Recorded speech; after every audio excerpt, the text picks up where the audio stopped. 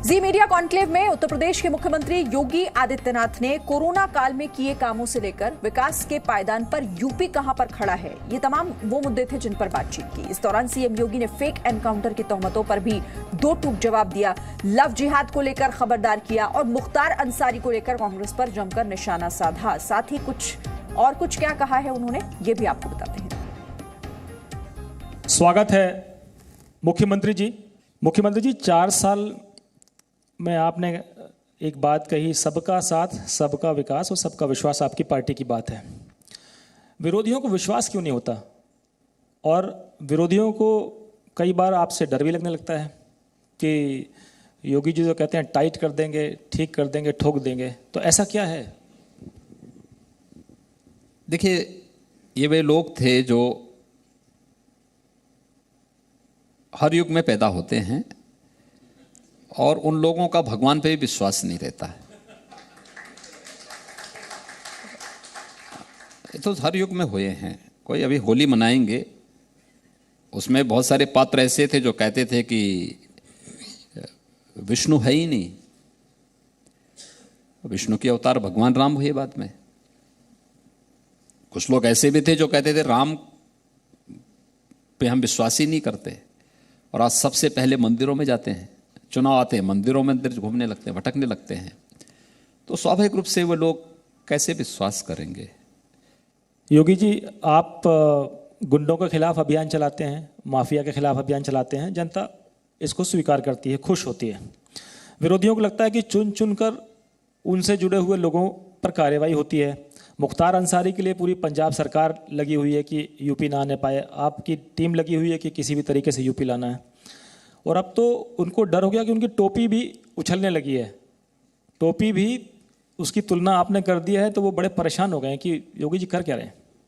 कितना बेशरम नेतृत्व है कांग्रेस का। एक दुर्दांत माफिया और अपराधी को किस बेशर्मी के साथ प्रश्रय दिया जा रहा है, जिस पर हत्या और तमाम अन्य जघन्य मामले उत्तर प्रदेश के अंदर विभिन्न न्यायालयों में चल रहे हों, उसको एक छोटे मामले में 1.5 वर्ष से अधिक समय से पंजाब की एक जेल में खातिरदारी करके उस दुर्दांत अपराधी को बचाने का प्रयास किया जा रहा है। ये सब क्या है? कांग्रेस का ये नेतृत्व तो कहीं मुंह दिखाने लायक है?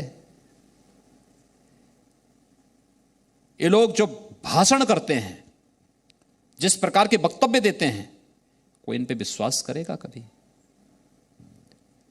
जिन अपराधियों के हाथ निर्दोष लोगों की हत्याओं से रंगे हुए हों, न जाने कितनी बहन और को इन्होंने विधवा बनाया है, न जाने कितनी बेटियों की को अनाथ बनाया है, और किस बेशर्मी के साथ कांग्रेस नेतृत्व इस माफिया और अपराधी को प्रश्रय दे रहा है।